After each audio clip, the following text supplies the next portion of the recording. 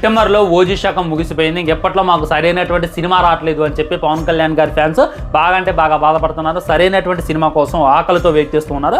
వాళ్ళ ఆకలి చేరడానికి హరీష్ శంకర్ అయితే రెడీ అయిపోయింది అనేటటువంటిది క్లారిటీగా అర్థమవుతుంది. ఈ రోజు మన ఉస్తాద్ భగత్ సింగ్ మూవీ నుండి ఒక మంచి సర్ప్రైజ్ అయితే ఇచ్చిందనమాట. ఫస్ట్ సింగిల్ మేకింగ్ అయితే జరుగుతుంది. దానికి సంబంధించిన చిన్న మేకింగ్ క్లిప్ అయితే రిలీజ్ చేసిండు.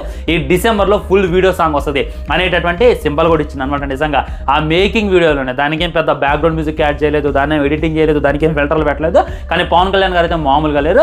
మన గబ్బర్ సింగ్ సాంగ్ గుర్తుంది కదా, గబ్బర్ సింగ్ అని చెప్పి అప్పట్లో ఒక ఊచకోత వచ్చిండు. దాంట్లో అయితే పోలీస్ డ్రెస్లో ఉండు, దీంట్లోనే సూట్ వేసిండు. ఏం ప్లాన్ చేసిండు హరీష్ శంకర్ అనేటటువంటిది అసలుకే అర్థం కావట్లా.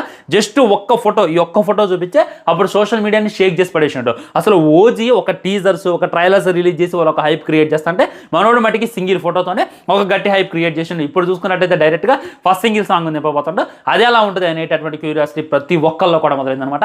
నేను కూడా